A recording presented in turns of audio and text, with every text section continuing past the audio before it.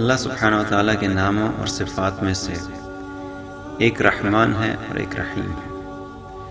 رحمان کی صفت عمومی طور پہ تمام انسانوں کے لیے، تمام مخلوقات کے لیے، دنیا میں جتنی بھی مخلوقات ہیں رحمان کی صفت ان تمام مخلوقات کے لیے۔ اس کو ہم یوں بھی کہہ سکتے ہیں کہ generally available and applicable for any one and every one, سب کے لیے۔ رحیم کی صفت صرف اور صرف اہل ایمان کے لیے، اور آخرت میں بھی اللہ تعالیٰ رحیم کی صفت کو استعمال کر کے اہل ایمان کے لیے استعمال کریں گے۔ اس کو ہم یوں کہہ سکتے ہیں کہ exclusively available and applicable only for the مؤمنین۔ ایک حدیث میں آتا ہے، نبی صلی اللہ علیہ وسلم نے فرمایا کہ دنیا میں تم اپنے کسی بھائی کے لیے اتنا اصرار و تکرار نہیں کرتے جتنا آخرت میں اہل ایمان اپنے ان بھائیوں کے لیے کریں گے جن کو اللہ تعالیٰ نے جہنم میں ڈال دیا ہوگا۔ جو اہل ایمان جنت میں چلے جائیں گے، جب وہ دیکھیں گے کہ ان کے کچھ بھائی وہاں جنت میں موجود نہیں ہیں، تو اللہ تعالیٰ سے اصرار و تکرار کریں گے، یا اللہ ہمارے وہ بھائی کدھر ہیں جو دنیا میں ہمارے ساتھ نمازیں پڑھا کرتے تھے، ہمارے ساتھ روزے رکھا کرتے تھے، ہمارے ساتھ حج کیا کرتے تھے، آپ نے ان کو جہنم میں ڈال دیا۔ تو اللہ تعالیٰ ان سے فرمائیں گے اچھا ایسا کرو، جاؤ اور ان کو جا کے جہنم سے نکال لا۔ یہ لوگ جائیں گے ان کو جہنم سے نکالنے کے لیے، وہاں جا کر دیکھیں گے کچھ کو آگ نے ٹخنوں تک جلا دیا ہوگا، کچھ کو نصف پنڈلیوں تک جلا دیا ہوگا۔ یہ اہل ایمان ان کو چہروں سے پہچان لیں گے اور ان کو نکال کے جہنم سے نکال کے جنت میں لے آئیں گے۔ جب یہ جنت میں لے آئیں گے تو اللہ تعالیٰ سے کہیں گے، یا اللہ آپ کے حکم کے مطابق ہم ان کو جہنم سے نکال کے لے آئے ہیں۔ اب اللہ تعالیٰ کی رحیم ہونے کی صفت اس وقت جوش مار رہی ہوگی، تو اللہ تعالیٰ فرمائیں گے اچھا جاؤ اور جا کے دیکھو اہل جہنم میں وہ لوگ جن کے دل میں 1 دینار کے وزن کے برابر ایمان موجود ہے، ان کو بھی جہنم سے نکال کے لے آؤ۔ یہ واپس جائیں گے اور واپس جا کے ان لوگوں کو بھی جہنم سے نکال کے لے آئیں گے جن کے دل میں 1 دینار کے وزن کے برابر ایمان تھا۔ جب ان کو نکال کے لے آئیں گے تو اللہ تعالیٰ ان سے دوبارہ بولیں گے واپس جاؤ اور وہاں پر جا کے دیکھو جس کے دل میں آدھے دینار کے وزن کے برابر بھی ایمان ہے، اس کو بھی جہنم سے نکال کے لے آؤ۔ یہ جائیں گے اور اس کو بھی جہنم سے، ان لوگوں کو بھی جہنم سے نکال کے لے آئیں گے۔ جب یہ واپس آئیں گے تو اللہ تعالیٰ ان کو پھر واپس بھیجیں گے کہ جاؤ اور جا کے دیکھو جس کے دل میں ذرہ برابر بھی ایمان ہے، اس کو بھی جہنم سے نکال کے لے آؤ۔ اس حدیث سے ہمیں 2 اہم سبق حاصل ہوتے ہیں۔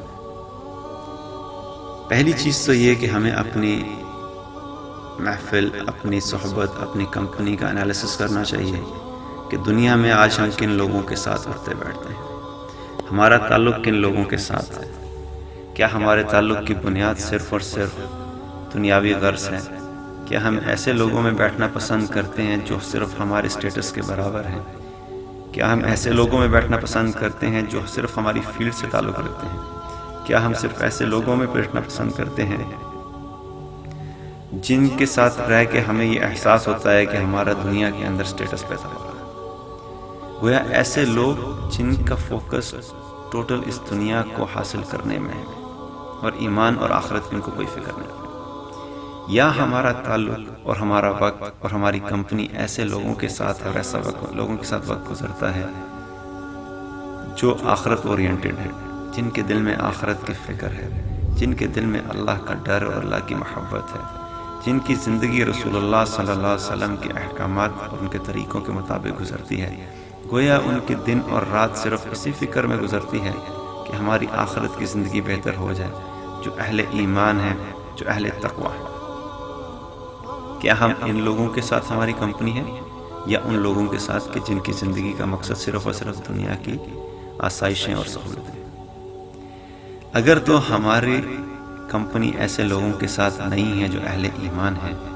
تو یہ پہلی چیز ہمیں یہ کرنے کی ضرورت ہے، ایسے لوگوں کو ڈھونڈیں اور اپنا وقت ایسے لوگوں کے ساتھ گزاریں، کیونکہ خدا نخواستہ اگر کل کو قیامت میں ہماری کسی وجہ سے پکڑ ہو جاتی ہے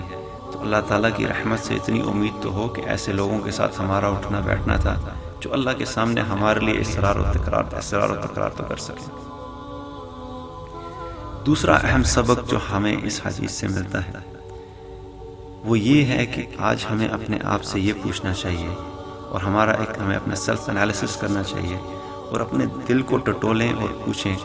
کہ کیا ہمارے دل میں ذرہ برابر ایمان موجود ہے کہ نہیں، کیونکہ آخری درجہ جس کو جہنم سے نکالا گیا ہے وہ اس شخص کا تھا جس کے دل میں ذرہ برابر ایمان ہے۔ اب مجھے کیسے پتہ لگے گا، ہمیں کیسے پتہ لگے گا کہ ہمارے دل میں ذرہ برابر ایمان بھی موجود ہے کہ ہم اس سے بھی فارغ ہیں؟ ایک اور حدیث میں نبی صلی اللہ علیہ وسلم نے فرمایا، من رآ منکم منکرا فلیغیرہ بیدہ، تم میں سے جو شخص بھی برائی کو ہوتا ہوا دیکھے اسے چاہیے کہ اس برائی کو اپنے ہاتھ سے روکے۔ فَإِن لَمْ يَسْتَطِعْ فَبِلِسَانِهِ، اگر وہ اس چیز کی طاقت نہیں رکھتا تو اس کو چاہیے کہ اپنی زبان سے اس برائی کو روکے۔ فَإِن لَمْ يَسْتَطِعْ فَبِقَلْبِهِ، اور اگر اس چیز کی بھی طاقت نہیں رکھتا تو اس کو چاہیے کہ اپنے دل کے اندر اس برائی کو برا جانے، اس کے دل میں اس برائی کی نفرت ہو، اس کے دل میں اس چیز کا احساس ہو کہ یہ برائی جو ہو رہی ہے یہ اللہ اور اس کے رسول کے احکامات کو توڑنے کی وجہ سے ہو رہی ہے، اس کے دل میں اس چیز کی کڑن ہو کہ یہ برائی کسی بھی طریقے سے میں ختم کر سکتا ہوں تو میں ضرور ختم کروں، کیونکہ اس سے نیچے ایمان کے بارے میں کیا، یہ ایمان بھی جو دل میں برا جاننا ہے، اس کے بارے میں بھی نبی صلی اللہ علیہ وسلم نے فرمایا وَذَلِكَ أَضْعَفُ الْإِيمَانِ، کہ یہ ایمان کا سب سے ضعیف، سب سے کمزور ترین درجہ ہے، گویا اس سے نیچے ایمان کا کوئی لیول نہیں ہے۔ تو آج ہمیں یہ پوچھنا چاہیے اپنے آپ سے کہ جب ہم اپنے ارد گرد اللہ اور اس کے رسول صلی اللہ علیہ وسلم کے احکامات کو ٹوٹتے ہوئے دیکھتے ہیں تو کیا ہمارے دل میں ذرا سا احساس بھی پیدا ہوتا ہے کہ کسی طریقے سے اس کو روکیں؟ کیا ہمارے دل میں یہ خواہش پیدا ہوتی ہے کہ مجھے وہ کون سے ایسے سٹیپس، وہ کون سے ایسے میئرز لینے چاہیے کہ میں کسی طریقے سے ان گناہوں کو روک سکوں؟ میرا کنٹریبیوشن ان گناہوں کو روکنے کی طرف کیا ہے؟ میں کیا کر رہا ہوں اور میں کیا کر سکتا ہوں؟ کیا میں واقعی سچے دل سے اور سچی نیت سے میں نے آج تک کوشش کی ہے کہ ان گناہوں کو روکنے کی کوشش کروں؟ اگر یہ نہیں ہے تو ہمیں اس چیز کی فکر کرنی چاہیے کہ کیا ہمارے دل میں ذرہ برابر ایمان بھی موجود ہے کہ نہیں۔ وآخر دعوانا الحمدللہ۔